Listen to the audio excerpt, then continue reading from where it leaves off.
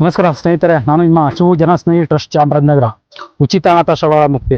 ನೋಡಿ, ಒಂದು ಅನಾಥ ಶವ ಬಂದ್ಬಿಟ್ಟು ಕೊಳ್ಳೇಗಾಲ ವ್ಯಾಪ್ತಿ ಟೌಟ್ ಪೊಲೀಸ್ ಸ್ಟೇಷನ್ ಇಂದ ಬಂದಿರುತ್ತದೆ. ಒಂದು 60-65 ಸರಿಸುಮಾರು ಗಂಡಸಿನ ಶವ.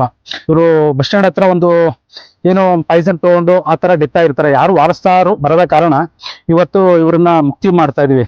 ಯಾರಾದ್ರೂ ಕೂಡ ಮನೆಯಿಂದ ಬರ್ಬೇಕಾದ್ರೆ ಅವ್ರ ಮೇಲೆ ಸ್ವಲ್ಪ ಗಮನ ಇರಲಿ. ಯಾಕಂದ್ರೆ ಏಜ್ ಆಗಿರ್ತದೆ, ಅವ್ರಿಗೆ ಯಾವ್ದೋ ಏನೋ ಪ್ರಾಬ್ಲಮ್ ಇರ್ತದೆ. ಬಂದಾಗ ಈ ತರ ಸತ್ತಾಗ ಯಾರು ವಾರಸ್ದಾರು ಸಿಕ್ತಾಗ ನಮ್ಮ ಕೈಲಿ ಬಂದಿರ್ತದೆ. ಸೊ ಇಷ್ಟ ಹೇಳ್ತೀನಿ. ಈ ವಿಡಿಯೋನ ಆದಷ್ಟು ಜನಕ್ಕೆ ಶೇರ್ ಮಾಡಿ, ಲೈಕ್ ಮಾಡಿ, ಫಾಲೋ ಮಾಡಿ. ನಮ್ಮ ಸರ್ ಮಾತಾಡ್ತಾರೆ, 1-2 ನಿಮಿಷ ಮಾತಾಡ್ಬಿಡ್ತು.